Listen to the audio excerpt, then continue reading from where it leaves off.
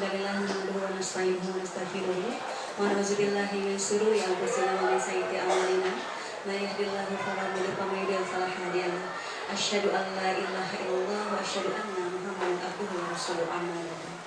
Kepada yang terhormat Kepala SMA Negeri 1 Ciwidey Bapak Dr. Andes Adi Sumianto MPD, kepada yang terhormat seluruh Bapak dan Ibu guru rekan seperjuangan, Bapak Wakasek yang mewakili Bapak Kepala Sekolah yang telah hadir.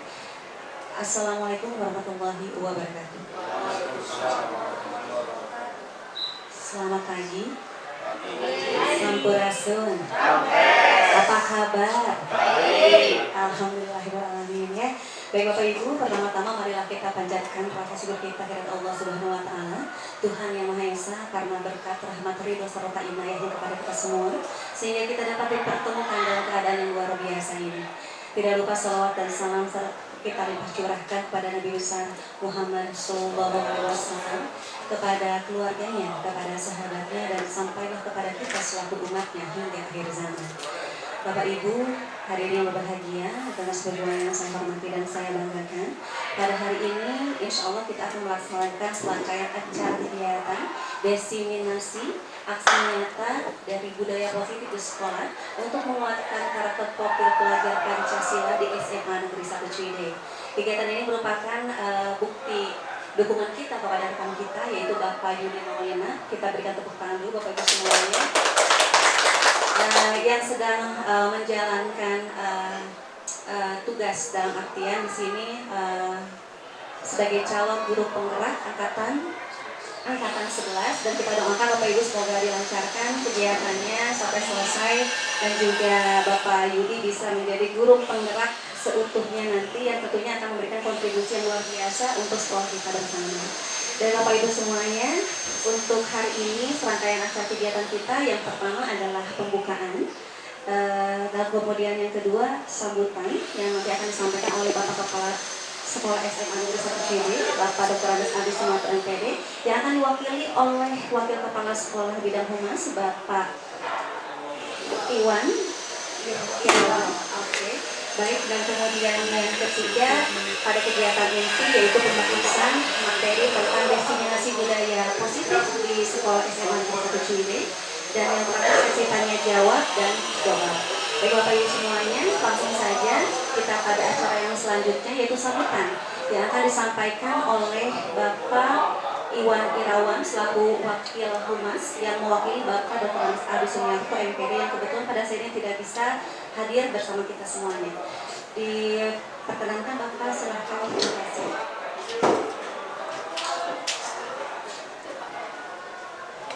Assalamualaikum warahmatullahi wabarakatuh. Alhamdulillahirabbil alamin wa binasta'in 'ala al-umuri wassalatu wassalamu ala asyrofil anbiya'i wal mursalin sayyidina Muhammadin wa ala alihi wasallam. Asyhadu an la ilaha illallah wa asyhadu anna Muhammadan abduhu wa rasuluh. Allahumma shalli ala sayyidina Muhammad wa ala ali sayyidina Muhammad. Allahumma shalli ala nabiyyina wa rizqan wa syafa'atan. Puji dan syukur mari kita sama-sama panjatkan kehadirat Tuhan yang atas karunia inayah dan rahmatnya kita bisa berkumpul dalam kegiatan calon guru penggerak Bapak Yudi Maulana.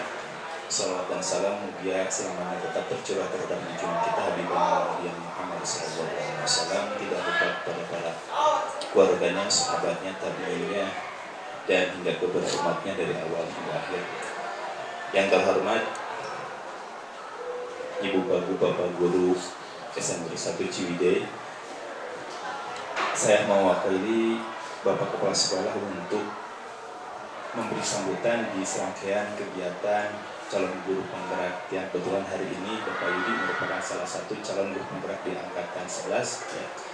Kebetulan Bapak Adi mungkin tidak bisa hadir dikarenakan ada beberapa hal. Sekali lagi salam bakos sama Tesa Anjena.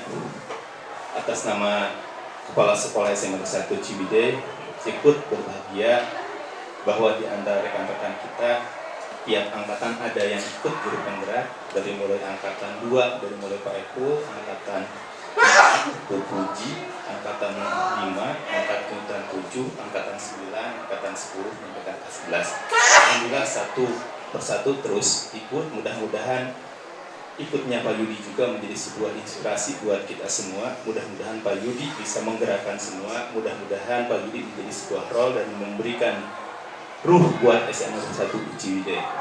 Lahirnya Pak Yudi ke tataran guru penggerak mudah-mudahan membawa citra positif, membawa pengaruh besar bahwa pelatihan yang kurang lebih 7 bulan itu bukan sebatas pelatihan, tapi minimal bisa diaplikasikan di tataran lapangan.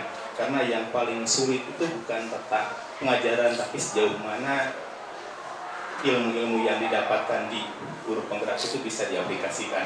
Ya mudah-mudahan Pak Yudi dari mulai berangkat niat sampai pelatihan mudah-mudahan bisa diberi kelancaran terus sampai ke titik akhir mendapat sertifikat guru penggerak. Atas nama kepala sekolah saya sekali lagi mengucapkan berbahagia yang mudah-mudahan terus tetap semangat sampai ke akhir. Sekali lagi buat kawan-kawan semua mudah-mudahan bisa menjadi mudah-mudahan bisa tertarik dengan apa yang dilakukan guru Pak Yudi.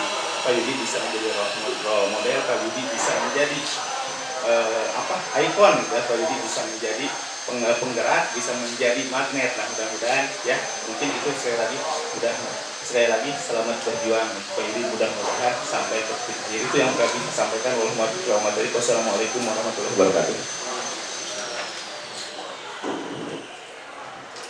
Terima kasih banyak kepada Bapak Iwan Irawan yang telah mewakili Bapak Kepala Sekolah, yaitu Bapak Dia Sumiatun MPD, kebetulan tidak bisa hadir bersama kita pada saat ini. Ya baik Bapak Ibu semuanya, kita akan melanjutkan untuk acara selanjutnya. Tapi sebelumnya biar semangat kita tagline dulu boleh? Oke. Kalau di guru penggerak itu ada tagline-nya apa? Tergerak, bergerak, menggerakkan. Kalau saya sampaikan CGP angkatan 11, Bapak Ibu sebutkan itu siap? Siap. Senyumnya mana? Senyumnya mana? Iya. Dadah dulu lah, tidak ada dulu. Ya semangat Pak Yudi.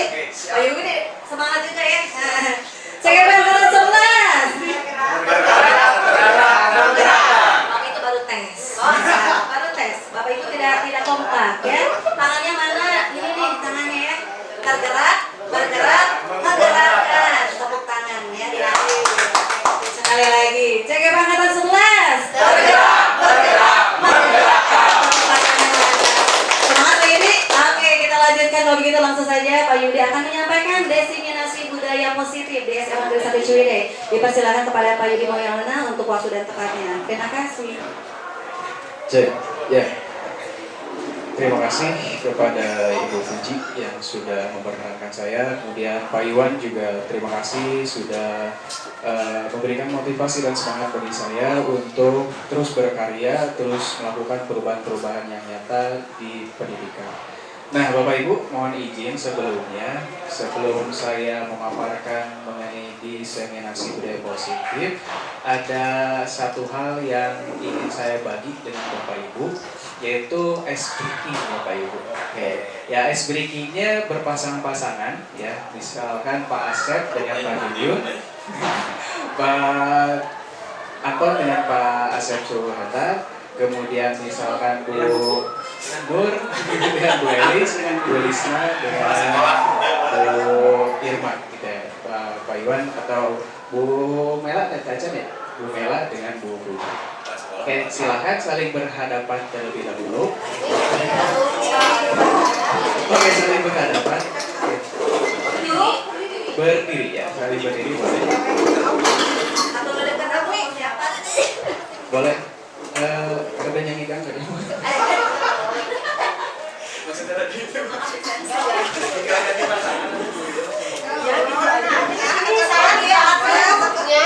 Ya, begitulah ya. Oke, teknisnya sederhana. Bu Fuji itu angka ganjil, Pak Asep Suherlan angka ganjil, Pak Anton angka ganjil, Bu Nur Hayati angka ganjil, Bu Lisna angka ganjil. Berarti sisanya angka genap.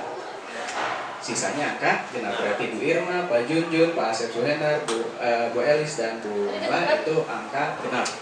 Ya, bisa dipahami Bapak Ibu? Siap, bisa. Terima kasih. Ya, instruksinya sangat mudah. Ketika saya bilang 1, 2, 3, maka Bapak Ibu seperti halnya melakukan batu gunting kertas, tapi tidak menggunakan batu, hanya menggunakan jari. Nah, Seperti apa? Misalkan seperti ini. 1, 2, 3 bersama-sama Bu Fuji dan Bu Irma mengeluarkan jarinya. Kemudian paheula-heula, cepat-cepat dikalikan di matematika ya. Misalkan Bu Irma, ya, misalkan 1, 2, 3 saya tunjuk seperti ini. Bu Irma misalkan angka 5. Berarti 5 kali 1 5. Nah, siapa yang cepat dia yang lebih fokus dan yang menang. Misalkan gini. Contoh ya. Coba misalkan beruji ya bersama-sama ya. Oke, dalam hitungan langsung ke sini ya, langsung ke. Oke, 1, 2, 3. Nah, Bu Fuji juga sama mengeluarkan jari. Bebas ya. Kecuali gak begini. Ini biasa dia. Iya biasa. Oke, bisa ini. Bebas. Oke, asal tidak boleh mengepalkan tangan. Oke, jadi kayak siapa cepat gitu ya. Oke. Oh, jadi mengalihkan angka jari yang Betul, mengalihkan angka jari lawan dan dirinya. Ya, nanti Bapak saya yang menyebutkan, misalkan angka 1 ya, berarti yang ganjil sorry.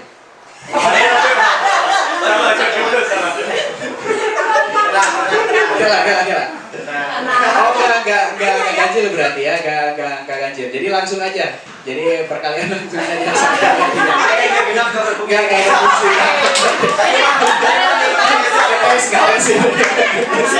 Oke, sih, berarti masih fokus ya. Tapi kalau kan agak ganjil. Oke. Manton agak ganjil 50.000, agak genap 100.000. Oke, ya. Maaf, saya agak kurang ini. Oke. Jadi air breakingnya udah suruh kita berpikir. Oke, jadi perkalian ya menggunakan angka perkalian sederhana. Jadi kalau nanti saya bilang 1, 2, 3, langsung keluarkan jari jemarinya antara diri sendiri dan lawan. Bisa dipakai. Oke, dicoba bersama-sama dulu ya. Ya, kata dicontoh misalkan Bu Fuji. Dalam hitungan 1, 2, 3, 10, nah gitu. Paheula-heula. Ya, siapa yang paling cepat? Ya, semuanya, coba dulu semuanya. Nanti kalau sudah satu kali semuanya, dilakukan satu persatu. Oke, siap? Oke, kita bareng-bareng. Dalam hitungan 1, 2, 3. Oke, bisa dipahami Bapak Ibu? Oke. Kita tes satu persatu ya. Kita bagian sini dulu. Dalam hitungan 1, 2, 3. Oke. Pak Asep, Pak Jujur, dalam hitungan 1, 2, 3. 2. Oke. Dalam hitungan 1, 2, 3. 6.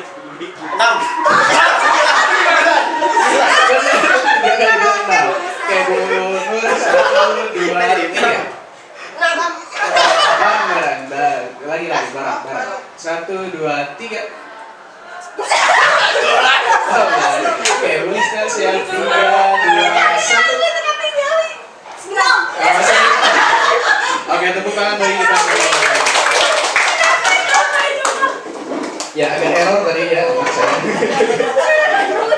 Ya, jadi ada 2 permainan, ada 2 SBD. Yang pertama itu ganjil genap. Jadi kalau saya bilang angka 1, maka yang ganjilnya menangkap tangan angka genap itu tadinya. Ya, tapi pas saya jadi karena perkalian ini, padahal tinggal Bu Nur gitu, jadi ingat perkalian gitu. Oke.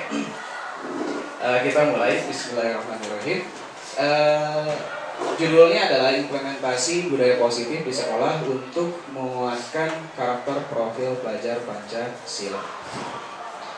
Tentunya saya mengadakan diseminasi ini ada beberapa latar belakang yang perlu Bapak Ibu ketahui, bahwa di dalam calon guru penggerak di modul 1 ada 4 bagian. Yang pertama filosofi belajar belantara, bahwa pendidikan itu bukan artinya berpusat pada murid, tapi berpihak pada murid.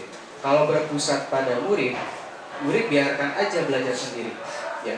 Tapi kalau berpihak pada murid, maka murid guru dituntun, dibimbing dan diberikan motivasi, ya. Di dalam filosofi KHD itu ada kodrat keadaan, di mana kodrat keadaan terbagi menjadi dua, yaitu kodrat alam dan kodrat zaman. Kalau kodrat alam berarti siswa tersebut berinteraksi di lingkungannya seperti apa. Kalau di lingkungan Ciwidey berarti siswa-siswi kita itu selalu berhadapan dengan wisata, selalu berhadapan dengan suasana yang dingin. Maka hal tersebut bisa menjadi suatu kekuatan yang disebut dengan kodrat alam.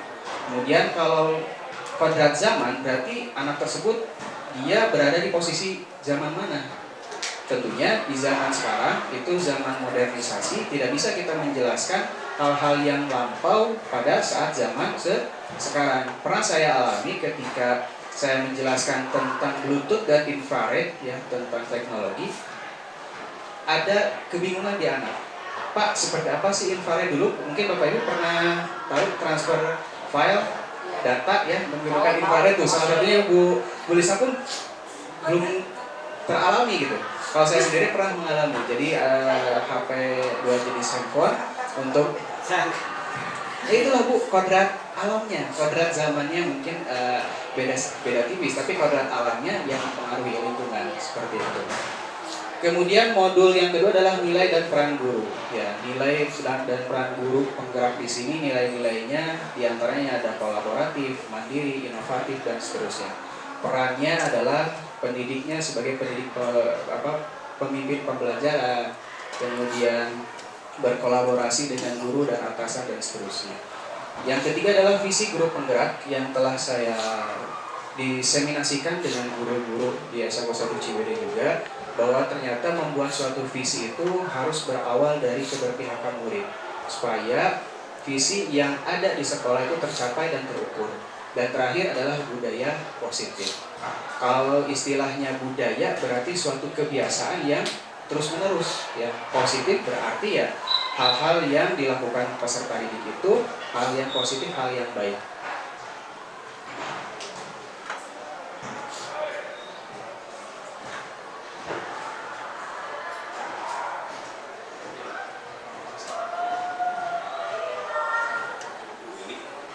Ya. Nah, salah satu mungkin ada latar foto siswa dengan guru, ini adalah salah satu budaya positif atau sering kita sebut dengan 5S, senyum, sapa, salam, sopan, dan santun. Nah, lalu apa sih budaya positif itu? Adalah suatu situasi yang terbentuk dari kebiasaan-kebiasaan yang memiliki nilai kebajikan, sehingga terciptanya lingkungan yang menyenangkan, aman, nyaman untuk murid bertumbuh serta dapat menjaga dan melindungi setiap murid dari hal yang kurang bermanfaat atau bahkan mengganggu proses perkembangan potensi murid. Nah, di sini ada beberapa istilah, mungkinnya yang pertama kebajikan. Nanti kebajikannya akan saya jabarkan, kebajikan itu yang seperti apa yang harusnya ada pada budaya positif. Kemudian ada rasa menyenangkan dan aman. Ketika peserta didik kita sudah mengenal yang namanya budaya positif, sudah menerapkan namanya budaya positif, maka diharapkan terjadinya suatu yang menyenangkan di sekolah. Kalau sudah menyenangkan, saya rasa sebagai guru penggerak, siswa tersebut akan merasa aman. Nah, dua hal inilah yang menyangkut proses pertumbuhan potensi peserta didik. Kalau sudah di sekolahnya tidak nyaman, tidak menyenangkan, saya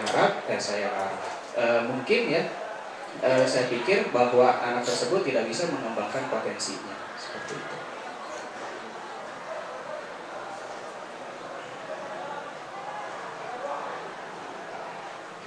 Kerangka budaya positif, ya, ada disiplin positif dan nilai-nilai kebajikan universal.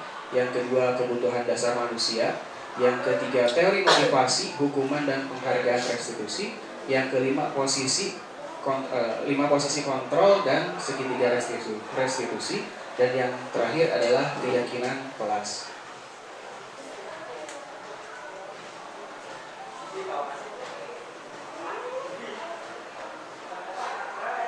Menurut Dr. William Glasser, bahwa teori kontrol atau choose theory adalah sebuah ilusi. Ilusi yang seperti apa? Yaitu ilusi guru mengontrol murid. Biasanya kita satu arah, murid apa yang kita inginkan, ya. Ayo belajar yang rajin, ayo menghafal, besok mau ulangan. Mungkin arahnya satu arah. Mungkin murid juga bisa ada bentuk penolakan. Itu yang disebut yang pertama adalah ilusi guru mengontrol murid. Yang kedua adalah ilusi bahwa semua penguatan positif berupa bujukan yang efektif dan bermanfaat. Biasanya bujukannya kita lakukan kepada murid, diberikan reward atau hadiah. Salah satu contoh, ayo kerjakan soal ini, nanti Bapak kasih hadiah. Atau siapa yang bisa mendapatkan nilai ulangan yang paling tinggi, Bapak akan berikan sebuah hadiah. Salah satunya mungkin itu dapat memberikan kontrol pada murid tersebut, namun dalam jangka waktu yang pendek. Nah, yang diinginkan di dalam budaya positif itu bukan hal jangka pendek, tapi konsistensi di kemudian hari. Yang ketiga adalah ilusi bahwa kritik dan membuat orang merasa bersalah dapat menguatkan karakter. Mungkin dulu Bapak Ibu ataupun saya sendiri pernah mengalami oleh guru atau bahkan orang tua mendeskripsikan saya adalah orang yang salah gitu, atau mengkritik saya. Misalkan kamu itu udah masalah, kemudian ribut di kelas dan seterusnya. Apa akibatnya terhadap siswa? Siswa potensi mandiri, potensi disiplinnya berkurang. Kenapa? Karena ada rasa takut, sehingga dia tidak lagi berpendapat, tidak lagi mau mengontrol dirinya sendiri, tapi takut karena kontrol orang lain. Dan terakhir adalah ilusi bahwa orang dewasa memiliki hak untuk memaksa. Contohnya adalah karena terlambat, sekarang kamu harus membersihkan WC. Ya biasanya oleh guru atau orang tua. Kalau sama temannya mungkin tidak akan dilakukan. Tapi karena mungkin murid itu melihat kita orang dewasa, maka dia secara terpaksa melakukan tersebut. Nah, itu adalah ilusi-ilusi yang menurut William Glasser yang biasanya ada di dalam kehidupan.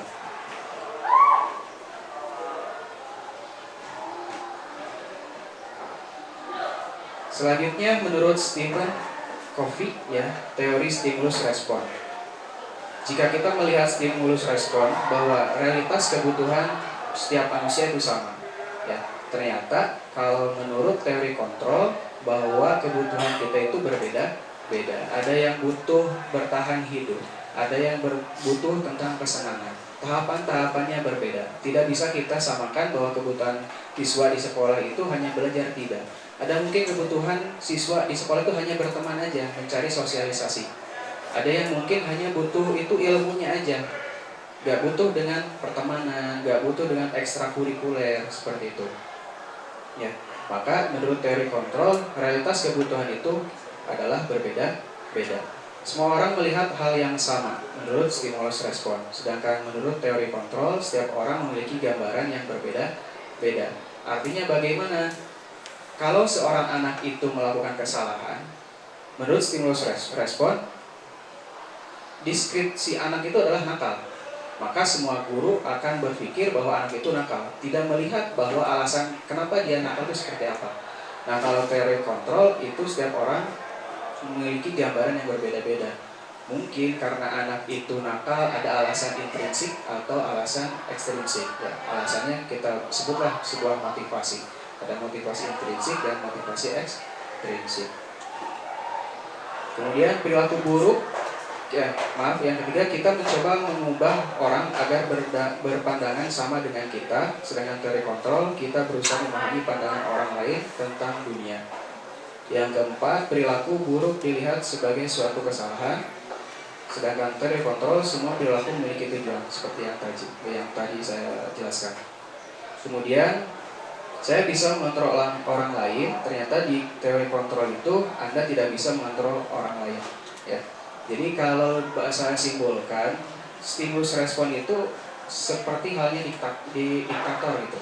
Kamu harus gini, kamu harus seperti itu. Sedangkan teori kontrol, kita harus tahu bahwa kita itu manusia yang hakikatnya butuh suatu kebebasan, butuh suatu kebutuhan hidup, yang mana itu perlu dikontrol diri kita sendiri.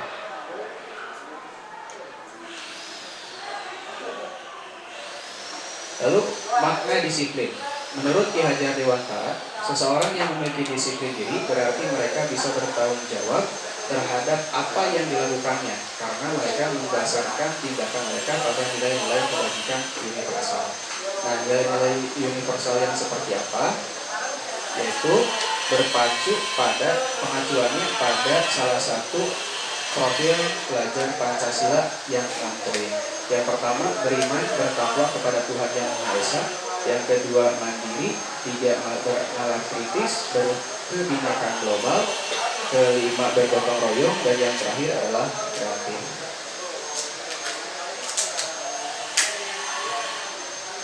Nah, tadi saya sempat menyebutkan bahwa manusia itu memiliki sebuah kebutuhan. Nah, kebutuhannya ada berapa jenis? Ada 5. Yang pertama, penguasaan terhadap dirinya. Kemudian bertahan hidup. Ketiga adalah kesenangan. Keempat adalah kasih sayang dan rasa diterima. Dan terakhir adalah kebebasan. Nah, di setiap anak yang mengalami permasalahan, baik itu nakal di sekolah atau mungkin di lingkungan luar sekolah, salah satunya ada kehilangan suatu kebutuhan. Bisa itu dia tidak dapat penguasaan terhadap dirinya, ya, karena dikontrol oleh temannya mungkin atau oleh orang lain. Yang kedua adalah tidak mendapatkan kesenangan di sekolah, itu sedih aja terus, ya, mungkin karena ada bullying dari temannya atau mungkin dari intrinsik keluarganya, ya, yang menyudutkan dia sehingga di sekolah dia tidak mengalami hal-hal yang menyenangkan. Kemudian bisa saja kasih sayang atau rasa diterima, ya. Di kelas mungkin siswa itu pendiam. Nah, hati-hati Bapak Ibu, yang pendiam ini yang kami takutkan. Kenapa? Rata-rata yang pendiam biasanya ada faktor eksternal, ya, eksternal yang menyebabkan dia itu menjadi pendiam. Nah, salah satu pengalaman saya ada di kelas IPA 6 waktu itu, waktu kelas 10, dia itu di semua mapel saya tanya kepada gurunya dia pendiam. Nah, namun ketika di rumah dia menampakkan keaslian dirinya. Ada yang ke orang tuanya sampai berani membentak dan seterusnya. Padahal di sekolah mah baik-baik saja. Sampai orang tuanya pernah bilang, anak saya tuh kalau di rumah tuh jarang ada di rumah. Kalau dimarahi selalu membentak balik. Padahal pada saat di sekolah dia pendiam. Nah, itu mungkin kasih sayang di rumah itu kurang. Sedangkan kasih sayang di sekolah teman-temannya saling menyayangi dia, ya.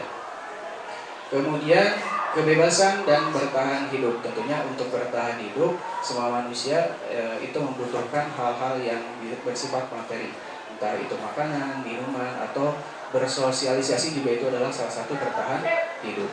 Dan terakhir adalah kebebasan. Tentunya kita sebagai manusia butuh hal-hal privasi yang bersifat bebas. Diri kita mengekspresikan diri kita itu butuh. Kalau kita selalu dikontrol oleh orang lain secara penuh, maka kita terasa terkekang, seperti halnya penjara dalam diri kita sendiri. Padahal sebagai manusia yang hakikatnya adalah mampu memberikan kebebasan, maka haruslah bebas, free dari segala aturan yang memaksa terhadap kita. Sampai di situ Bapak Ibu ada yang mau ditanyakan terlebih dahulu? Jadi lanjut. Oke. Selanjutnya adalah motivasi perilaku manusia. Bagaimana kita berperilaku? Kemudian mengapa kita melakukan segala sesuatu? Selanjutnya, apakah kita melakukan sesuatu karena ada dorongan dari lingkungan atau ada dorongan yang lain? Kemudian terkadang kita melakukan sesuatu karena kita mencari rasa sakit atau ketidaknyamanan. Terkadang kita juga melakukan sesuatu untuk mendapatkan apa yang kita mau. Kira-kira di poin mana yang ada posisi menurut Ibu, Bapak masing-masing? Apakah bagaimana kita berperilaku, mengapa kita melakukan segala sesuatu? Ya. Apakah kita melakukan sesuatu karena adanya dorongan rata-rata yang kita alami dalam kehidupan ini? Terkadang kita melakukan sesuatu karena kita mengincar rasa, menghindari, ya, menghindari. Oh iya Bu, mohon maaf. C dan D-nya dekat Bu, di bawah ke atas gitu. Ya, menghindari rasa sakit, ya, atau ketidaknyamanan. Rata-rata kita ada di posisi mana, ya? Ketidaknyamanan, ya, mendapatkan yang kita mau atau menghindari ketidaknyamanan. Nah, salah satunya itu hal yang kurang efektif karena ketidaknyamanan akan mengakibatkan chaos pada akhirnya. Karena kita akan ada jenuh, ya, dan apa respon yang akan kita lakukan menghindar entah di ruangan yang lain atau gak senang di sekolah, itu menghindar supaya apa? Tadi karena punya ya saya membebas di luar sekolah supaya menghindari ketidaknyamanan ya.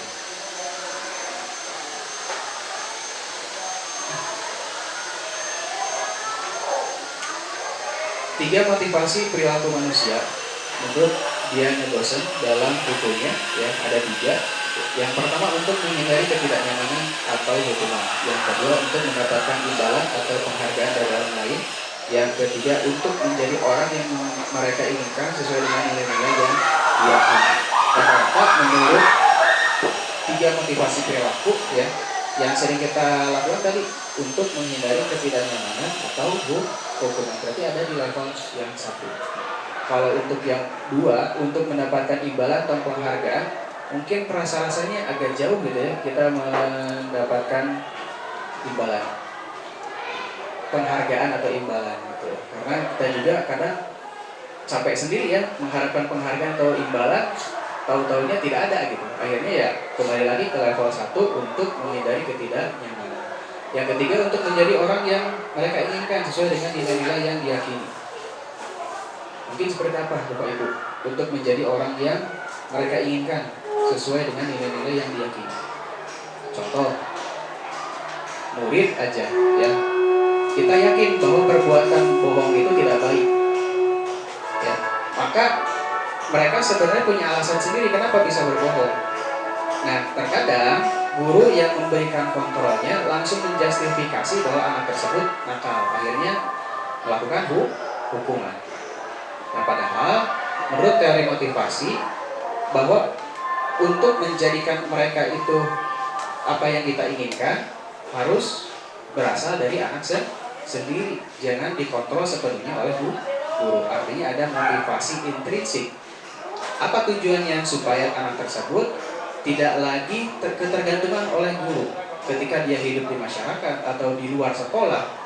Ketika hal tersebut jelek, maka dia akan meyakini bahwa itu tidak boleh dilakukan, dan itu adalah motivasi yang intrinsik.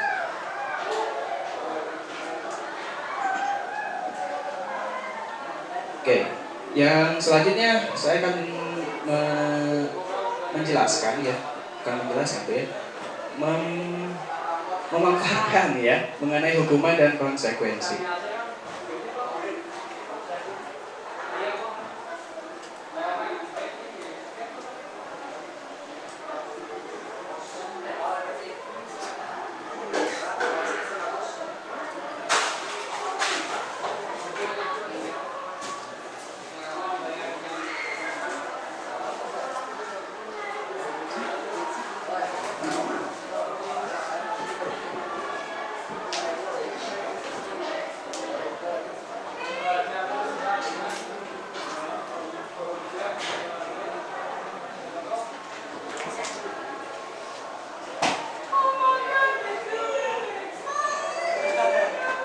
Kalau aja di stop dulu.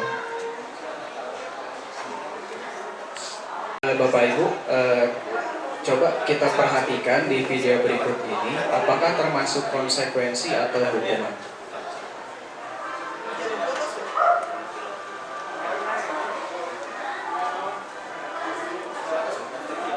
Nah, dari video ini saya berkaca di murid kita ya, SMA 1 Ciwidey yang lagi upacara tidak menggunakan PSAS yang lengkap.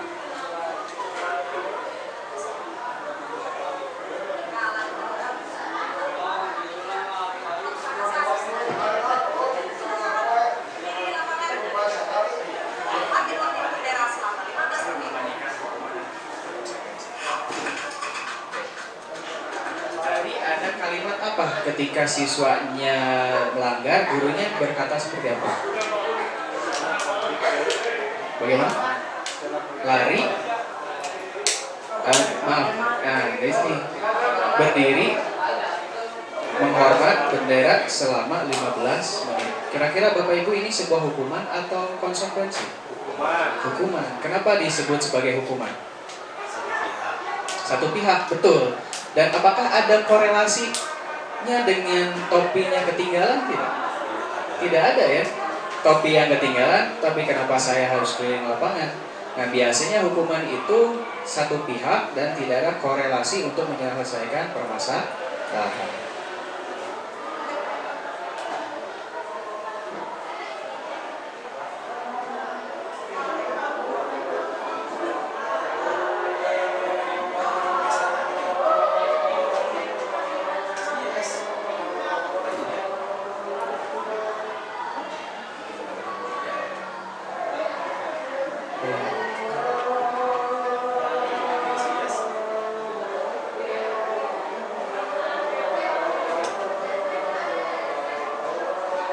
Lalu kita akan bandingkan video berikut ini mengenai konsekuensi.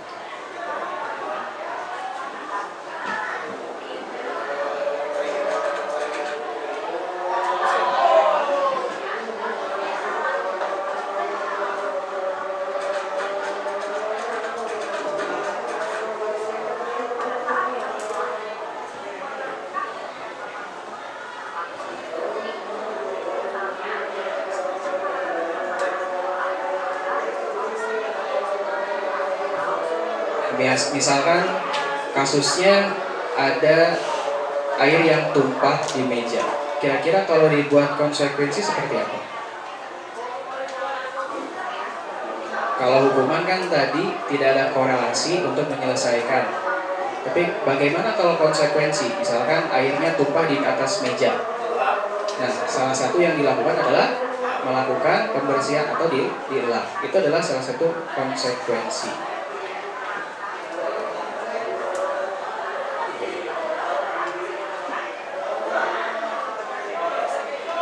Ya, itu dia yang sendiri.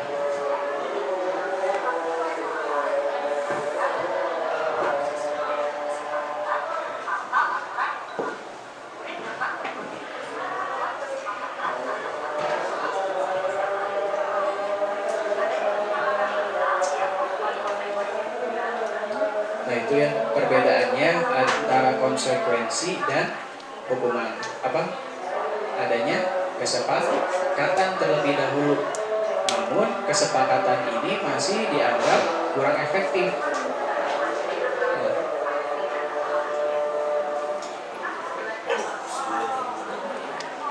Nah, tidak ada korelasi logis untuk yang mengenai hukuman.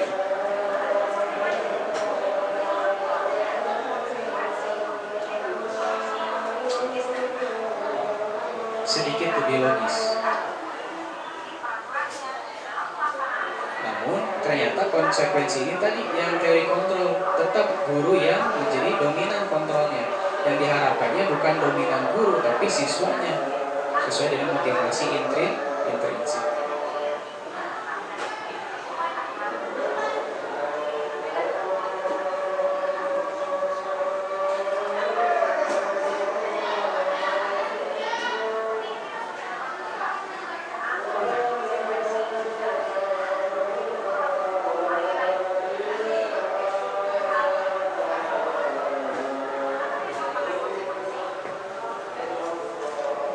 Ilustrasi pertama.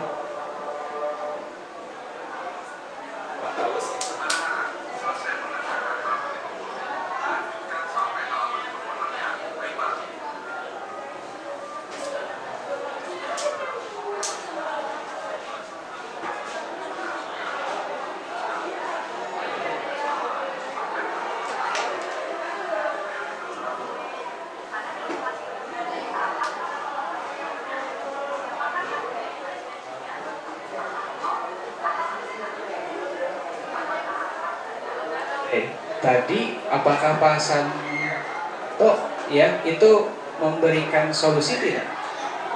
Kenapa? Satu pihak. Apa yang dikatakan oleh Pak Santo? Ayo minta maaf. Apakah hanya sekedar minta maaf bisa menyelesaikan permasalahan tersebut? Tidak. Maka apakah ini disebut konsekuensi? Bukan. Ya. Bukan hanya minta maaf konsekuensi itu. Semua orang juga bisa meminta maaf, tapi tidak semua orang bisa bertanggung jawab atas kesalahan mereka.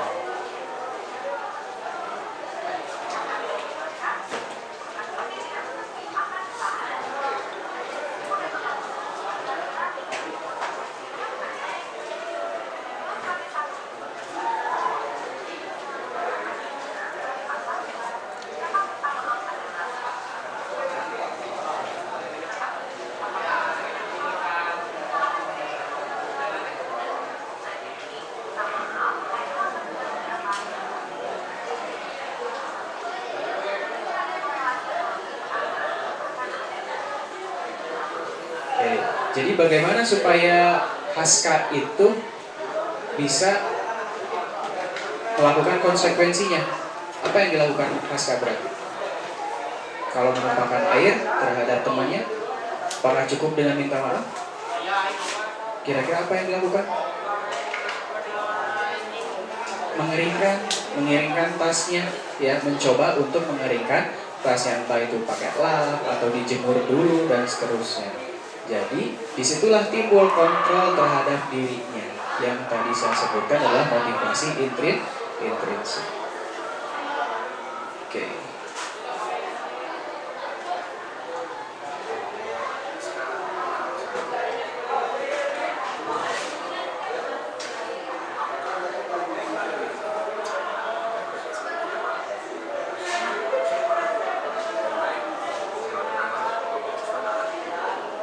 Nah, kalau kasus yang kedua, permasalahannya adalah masker.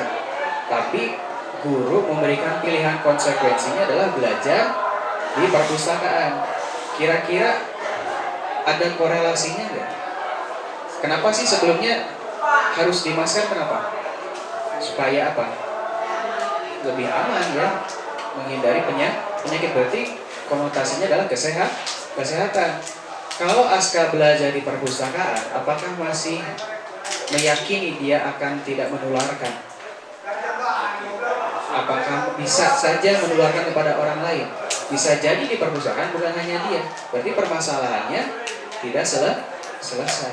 Lalu apa yang harusnya diberikan konsekuensi tanggung jawab yang benar-benar bisa menyelesaikan permasalahan?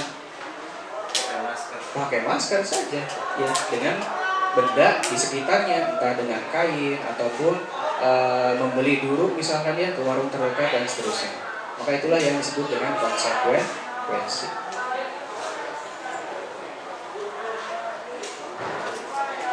Oke, kita lanjutkan.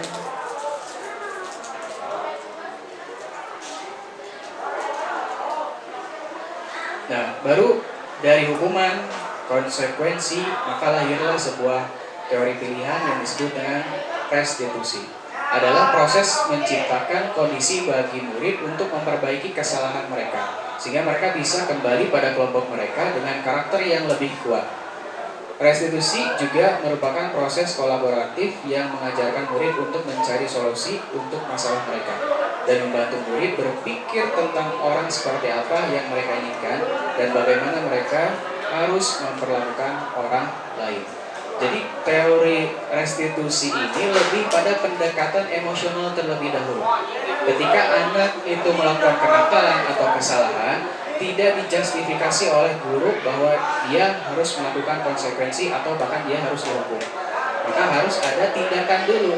Nah, tindakan restitusi itu ada 3 tahap. Yang pertama, menstabilkan identitas. Nah, saya bisa simpulkan bahwa menstabilkan identitas itu emosional anaknya itu harus seperti apa.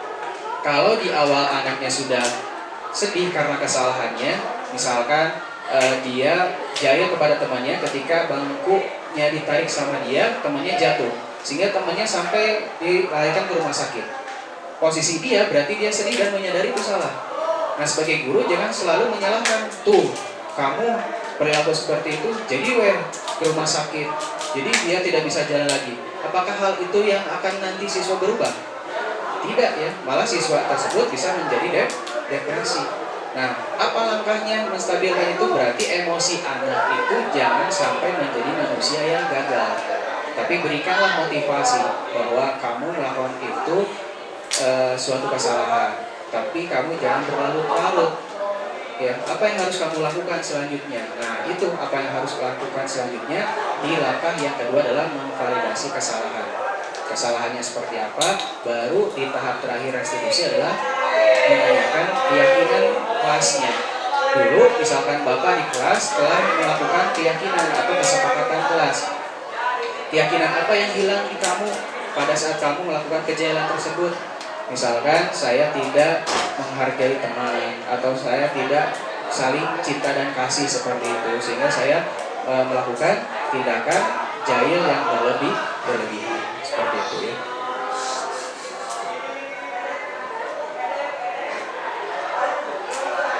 Terlalu kecil.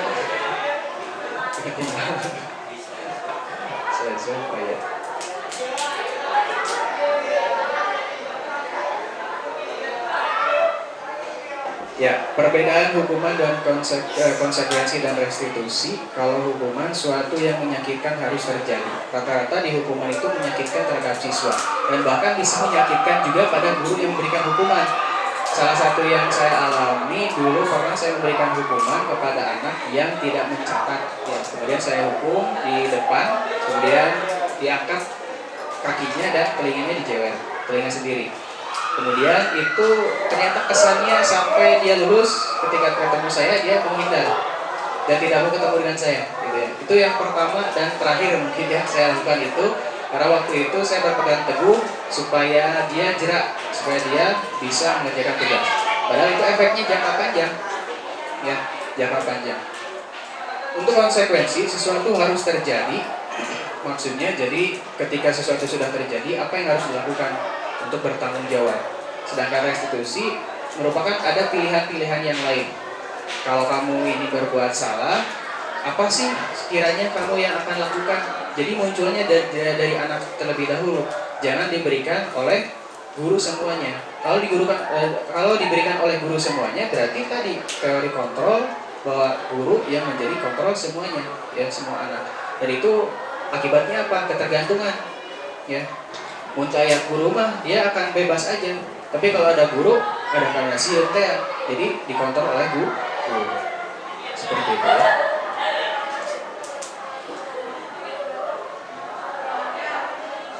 Lima posisi kontrol. Yang pertama adalah penghukum, yang kedua pembuat merasa bersalah, yang ketiga adalah teman, yang keempat pemantau, dan yang kelima adalah manajer. Sebenarnya kita sudah tahu ya kalau penghukum seperti apa. Jelasnya yang tadi video sebelumnya bahwa peserta didik itu tanpa tahu alasannya kenapa langsung diberikan hukuman. Kalau pembuat merasa bersalah, dia itu kalimat seorang guru menyudutkan anak. Sudah mah anak tuh salah, dia sudutkan terus sampai dia merasa bahwa dirinya itu bersalah. Niatnya mungkin benar supaya anak itu tidak melakukan kesalahan kembali. Tapi anak-anak zaman sekarang kayaknya tidak relevan lagi dibuat dirinya itu bersalah. Mencek Sunda nama dicari osanti telinga kanan, keluar telinga kiri. Tidak ada yang menjadi dampak yang efektif. Kalau posisi kontrol yang menjadi teman, ini resikonya sangat tinggi. Siswa itu tidak tahu posisi mana guru tuh. Saya pernah melakukan posisi teman. Dia anak menganggap saya teman di suatu saat apapun gitu. Di kelas jadi teman, ketemu di luar kelas juga jadi teman. Akhirnya apa? Akhirnya posisi guru tidak dihargai lagi. Ya, tidak ada saling menghargai. Posisi teman boleh, tapi komposisinya harus sedikit. Supaya apa? Kalau teman biasanya kan teman itu curhat, gampang curhat gitu. Kalau nggak ada teman yang biasanya curhat, ya dia jadi ketergantungan, nggak bisa mendapatkan yang lain. Yang diharapkan tadi adalah intrinsiknya sendiri si anak, kesadaran dari diri sendiri. Jadi rata-rata mungkin Bapak Ibu pernah mengalami ya posisi kontrol sebagai teman. Namun resikonya ini saya sudah mengalami sendiri di berbagai posisi. Pada saat saya serius mengajar, terkadang anak ada tos catat sama Pak Yudi ya, sampai ada suatu tindakan di kelas sampai seperti ini gitu kakinya gitu ya. Bahkan ada yang sampai tidur gitu ya. Entah mungkin merasa sangat dekat dengan saya. Akhirnya seperti itu tindakan si anak. Nah, ini yang sangat beresiko. Untuk yang pemantau, biasanya kita istilah memantau itu seperti apa ya Bapak Ibu? Kira-kira posisi kontrol memantau, mengawasi ya. Nah, rata-rata kalau mengawasi efeknya si anak kabur dari kita. Contoh mungkin ya di kedisiplinan. Kalau ada Pak Ipan, kalau ada Bu Lisa misalnya ya, ke kelas atas, apakah anaknya rata-rata menjauh atau mendekat? Yang punya masalah pasti menjauh. Itulah pemantau. Kabur gitu ya. Pak Iwan udah kabur gitu ya. Seperti itu. Nah, kalau manajer ini hampir mirip dengan restitusi. Adanya pilihan-pilihan kepada anak, mengarahkan anak supaya bagaimana permasalahan tersebut bisa selesai atau bisa diperbaiki.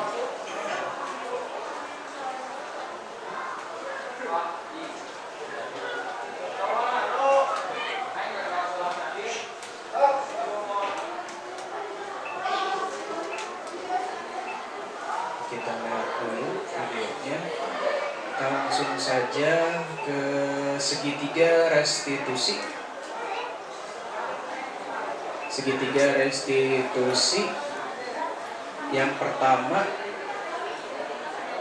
kamu tentunya punya alasan mengapa melakukan tindakan itu, yaitu menstabilkan di bawah ya, menstabilkan identitas. Setiap orang pasti pernah melakukan kesalahan. Kamu bukan satu-satunya yang pernah melakukan itu. Ya, jadi stabilkan identitas itu siswa jangan sampai dia depresi atau stres terhadap kesalahannya tadi. Pernah saya mengalami di SMA Busanul Ulum dulu di Cileunyi. Ada satu anak yang tawuran dan di depan saya dipukul sampai berdarah-darah. Awalnya dia tidak sadar dia melakukan kesalahan itu karena mungkin dendamnya karena motornya dikempesin, ketahuan, langsung dipukul di tempat. Waktu itu dia tidak sadar, dampak efeknya si anak yang dipukul itu berdarah sampai sobek ininya ya, hidungnya, dan retak sedikit di tulang hidungnya. Besoknya dia stres. Kenapa? Karena tekanan dari orang tuanya, gara-gara kamu bapak guru bayar segini buat ke puskesmas dan sebagainya. Bahkan dari gurunya pun sampai ke menghukum, di diskors, dia tidak boleh sekolah. Nah, padahal anak itu mungkin tidak sadar waktu itu karena lonjakan emosi. Maka perlunya ada seorang guru yang menstabilkan identitas ya, supaya dia itu tidak menjadi manusia yang gagal. Yang kedua adalah validasi tindakan yang salah. Kamu tentunya punya alasan, jadi guru menanyakan dulu ya, alasan kenapa melakukan itu, kemudian adakah cara yang lebih efektif untuk mendapatkan apa yang kamu butuhkan. Ya, padahal kan kalau banyak tes tinggal kompak aja ya, minta tolong aja mungkin sama teman, didorong atau seperti apa, kan permasalahan bisa selesai tanpa harus menggunakan kekerasan. Tapi karena mungkin anak remaja masih egonya tinggi, menggebu-gebu, akhirnya melakukan tindakan kekerasan. Yang terakhir, menanyakan keyakinan kelas apa yang telah kita sepakati. Kamu ingin menjadi orang yang seperti apa? Jadi keyakinan kelas yang tadi, misalkan bertanggung jawab, disiplin, saling menyayangi, menghormati, dan seterusnya. Kemudian langkah segitiga restitusi yang tadi saya sebutkan ada 3: stabilis identity, validasi tindakan yang salah, dan yang ketiga menanyakan keyakinan. Keyakinan kelas, ya, keyakinan kelas yaitu nilai kebajikan universal yang disepakati secara tersirat dan tersurat, lepas dari latar belakang suku, negara, bahasa maupun agama. Jadi kebajikan universal dimanapun kita berada, negara manapun kita pijak, itu akan memahami bahwa suatu kedisiplinan itu definisi kedisiplinan itu sama, definisi bertanggung jawab juga sama. Dimanapun kita berada, tidak ada bahwa kejujuran itu hal yang baik, kebohongan itu adalah hal yang baik, tidak ada. Semua negara meyakini bahwa bohong itu salah ya, dan jujur itu yang paling utama. Keyakinan kelas munculnya motivasi intrinsik dari siswa. Makanya ketika kita di kelas itu utamakan motivasi dari anak sendiri yang memunculkannya. Kemudian nilai-nilai kebajikannya didefinisikan seperti apa, yaitu profil belajar Pancasila yang 6 poin. Sedangkan peraturan sekolah atau peraturan kelas itu munculnya dari eksternal. Karena oleh guru yang dibuat, karena sekolah yang buat, maka anak harus mematuhinya.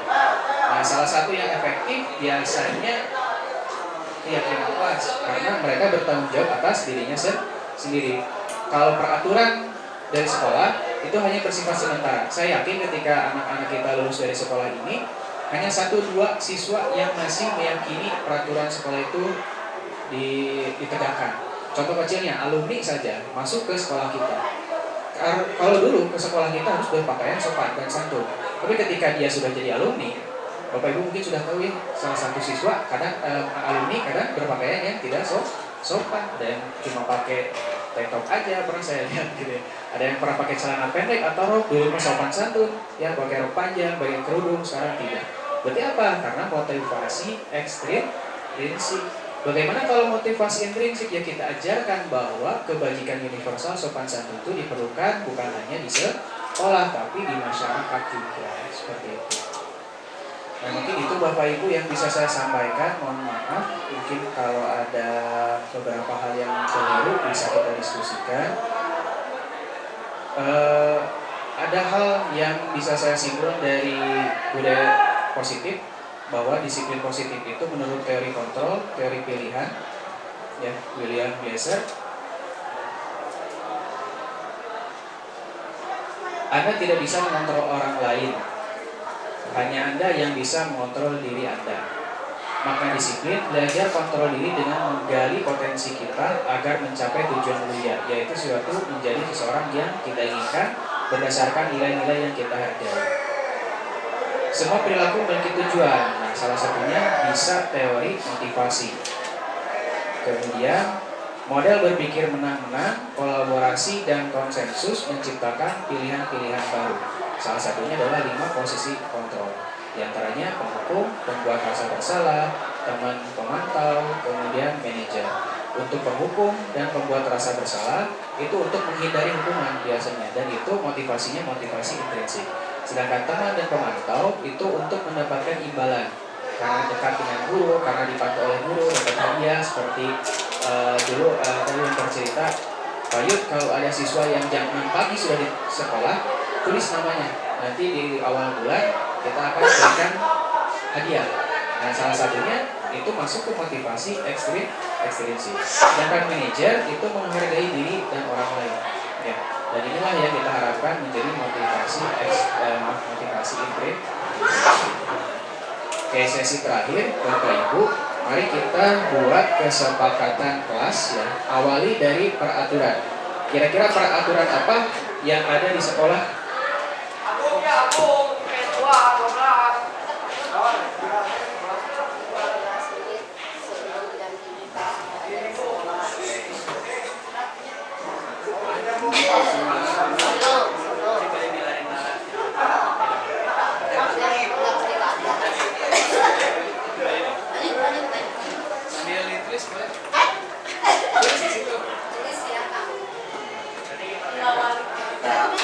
Kita wakili sama Gubernur Hayati. Jangan buang sampah sembarangan. Masih kayak 5 menit nih, iya tapi kita kuat.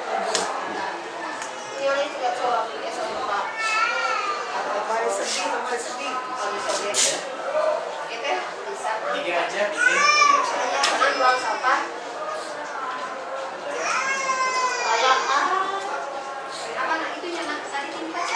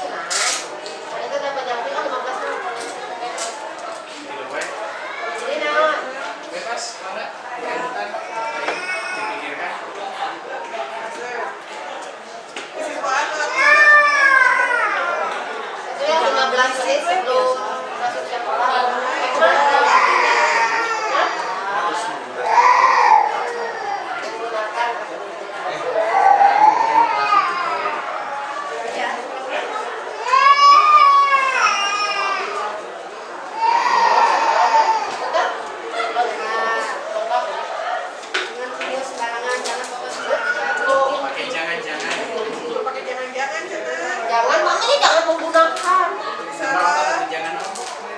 Jangan mencoret-coret bang. Jangan coret-coret. Jangan merah terlihat di baju ini boleh. Ya ya, ini rasa flu deh. Baik, terlihat diskusi. Rasa flu Masih. Ya, Bapak Ibu.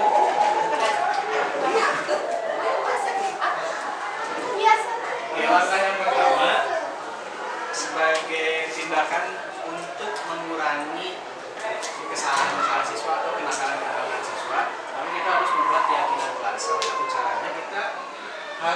urutkan dulu aturan-aturan yang di sekolah atau di kelas itu seperti apa. Biasanya menggunakan kalimat negatif atau kalimat yang jangan atau tidak. Nomor 1, jangan buang sampah sembarangan. Yang kedua, jangan datang terlambat. Yang ketiga, menggunakan atribut lengkap. Dan yang keempat adalah jangan coret-coret dinding kelas. Nah, setelah kita mengetahui bahwa peraturan sekolah itu ya salah satunya ini menggunakan kalimat negatif, maka kita coba mengubah dengan kalimat yang positif. Simpanlah sampah pada simpanan. Simpan, buang, simpan. Kan sambung bahasa Indonesia simpan lebih beretika. Buanglah, harusnya menempatkan simpanlah mantan pada Buanglah sampah. Buanglah sampah pada temannya.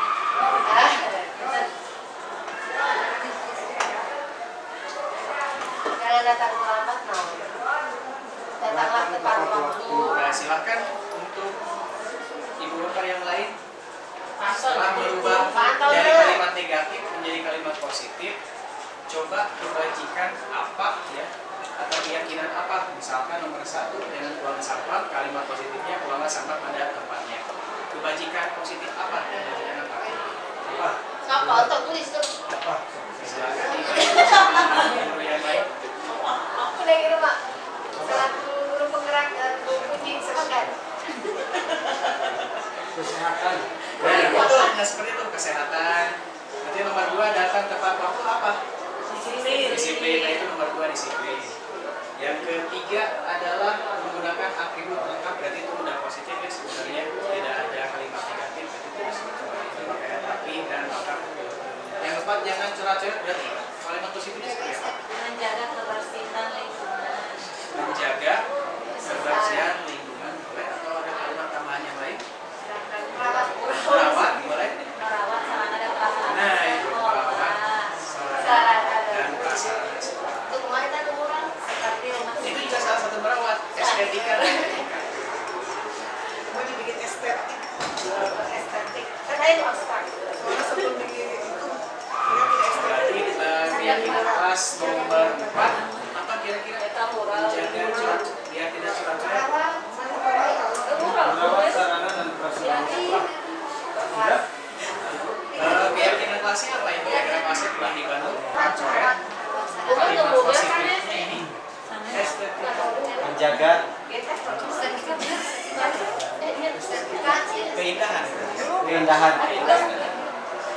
dan Nah, keharmonisan. di sini tampak seperti tidak tampak seperti sebagai salah satu contoh, ambil saja ya. Kalimat positifnya buanglah sampah datang tepat waktu. Ini udah kita tempel. buanglah sampah. Balik gini.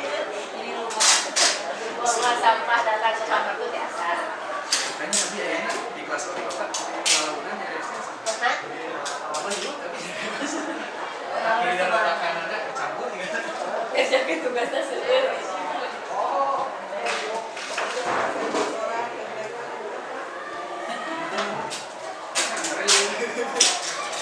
Ya, nilai kebajikan atau keyakinan yang pertama adalah kesehatan. Nah, contoh misalkan kita tulis di atasnya adalah kesehatan.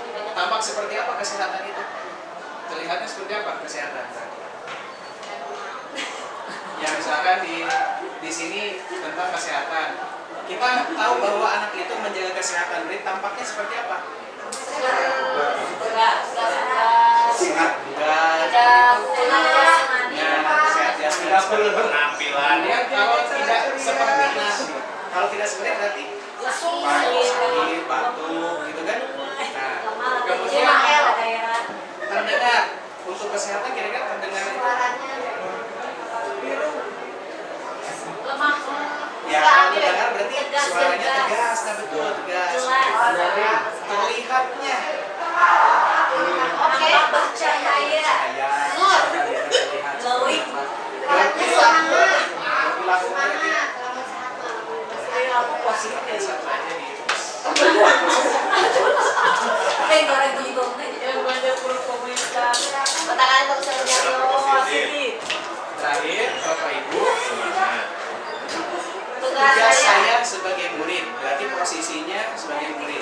Tugas saya, tugas tugas kamu sebagai guru. Kira-kira murid itu tugasnya seperti apa supaya menjaga ini kesehatan, disiplin? Kira-kira apa tugas murid? Tugas murid Menjaga, boleh menjaga apa? Menjaga kesehatan lingkungan dan diri sendiri misalnya seperti itu. Kalau guru kira-kira tugasnya apa? Mengingatkan seperti itu.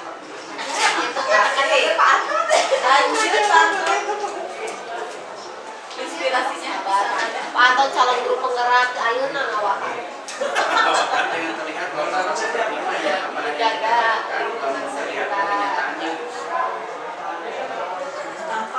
tampak seperti biar sehat gitu kesehatan itu. Nah, gitu. Jangan budaya Sebagai guru mengingatkan. ceria Ceria boleh. tapi pada yang lain Ini mungkin yang saya dapatkan di Loka Karya, berbagi terhadap tindakan restitusi. Mohon maaf, itu hasil scanan dari foto, jadi rada kurang. Dengan kaca Nomor 2 apa bro? Jangan datang terlambat. Sudah saya datang tepat waktu. Karena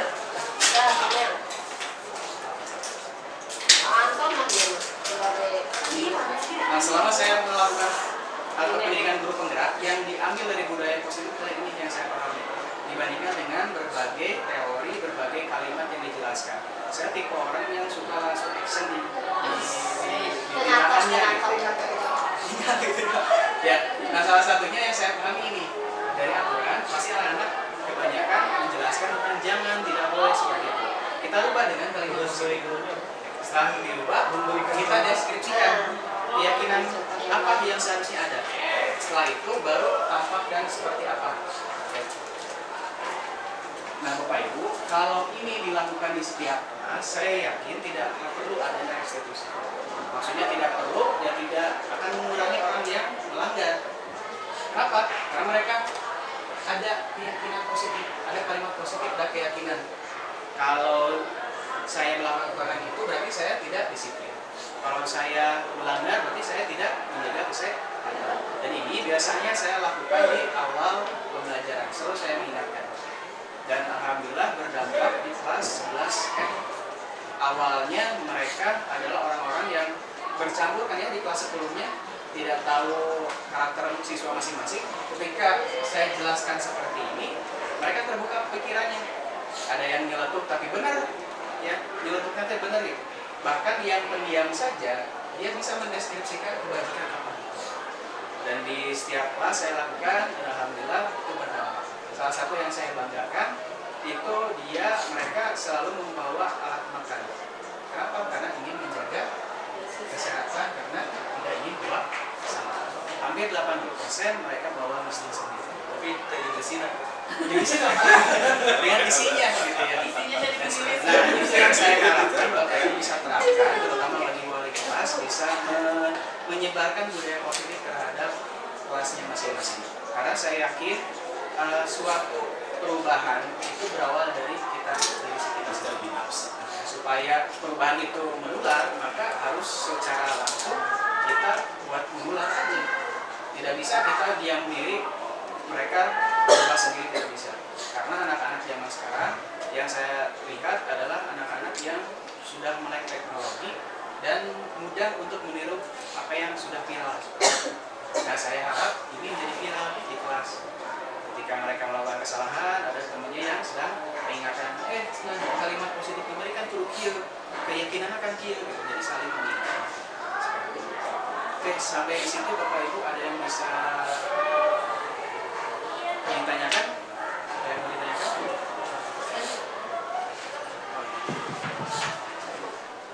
Ya, Bapak Ibu ada yang mau ditanyakan? tidak Tidak, terima kasih. Mungkin itu saja yang bisa saya sampaikan.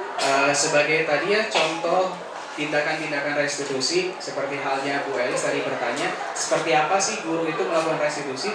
Di situ ada memvalidasi tindakan, ada stabilitas identitas, di situ kalimat-kalimatnya ada, baik guru ataupun siswanya seperti itu. saya tadinya ingin mempraktikkan, misalkan Bu Irma menjadi guru, Bu Lisna menjadi muridnya. Bu Lisna misalkan punya permasalahan atau punya kesalahan, maka dilakukanlah restitusi oleh Bu Irma. Karena mungkin waktunya kurang berkenan, bisa dilaksanakan di lain waktu, di lain kesempatan. Itu saja mungkin saya kembalikan kepada moderator.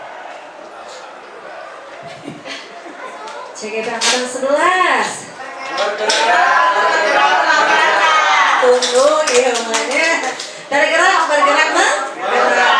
Oke, baik, kita berikan tepuk tangan yang meriah untuk Bapak Yudi Maulana yang sudah luar biasa menyampaikan hasil diseminasi dari budaya positif yang merupakan bagian dari serangkaian tugas yang diberikan sebagai calon guru penggerak angkatan 11. Ya Bapak Ibu semuanya, ada yang mau ditanyakan? Sampai tadi bertanya ya, sambil kegiatan, sambil proses juga sudah ada sesi tanya jawab. Oke, kalau boleh untuk menyimpulkan dari apa yang tadi sudah Pak Yudi sampaikan, di sini yang sangat datang budaya positif adalah, maaf, mohon maksud saya ibu dan bapak, kok ada saya ya, astagfirullah, kayak di kelas ya, ada sudah mungkin kelihatan lebih muda-muda, amin. Nah, jadi Bapak Ibu semuanya, tentang diseminasi budaya positif ini ada di modul 2 titik berapa Kak? Maaf, 1.4. Nah, di sini budaya positif adalah merupakan sebuah konsep yang ditawarkan di dalam program guru penggerak ini sebagai upaya bagaimana kita mentransferkan penciptaan iklim budaya yang nyaman, aman ya untuk peserta didik, bagaimana bisa belajar dan juga bisa dapat memaksimalkan bakat minat yang dimilikinya.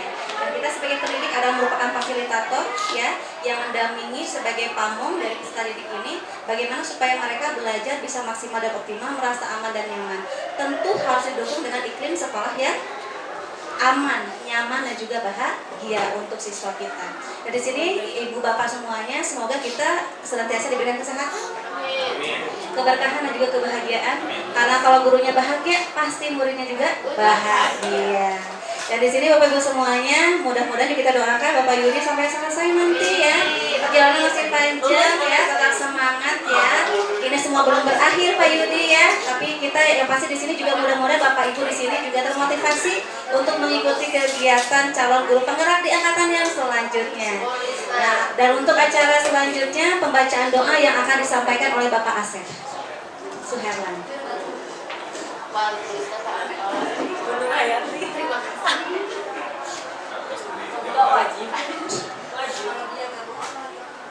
Assalamualaikum warahmatullahi wabarakatuh.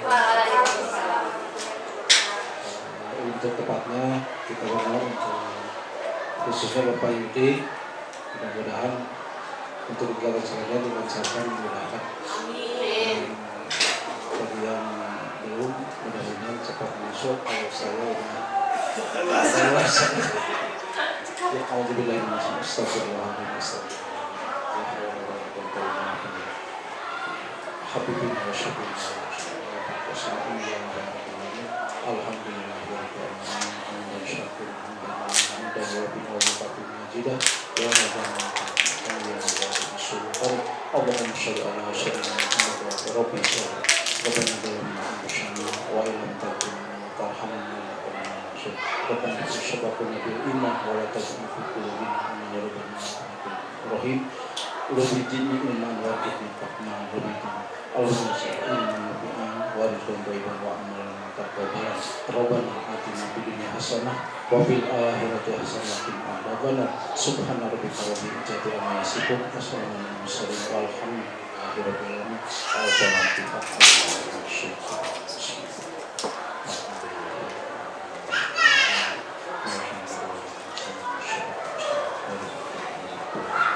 Wassalamualaikum warahmatullahi wabarakatuh.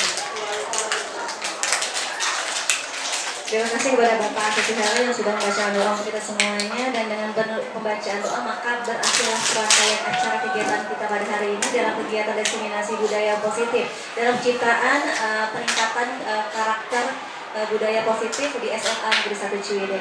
Bapak Ibu semuanya tetap sehat, tetap semangat, dan jangan lupa untuk bahagia. Terima kasih. Saya Puji Indra Susilawati. Mohon maaf atas segala tindakan dan perilaku yang kurang berkenan. Wassalamualaikum warahmatullahi wabarakatuh.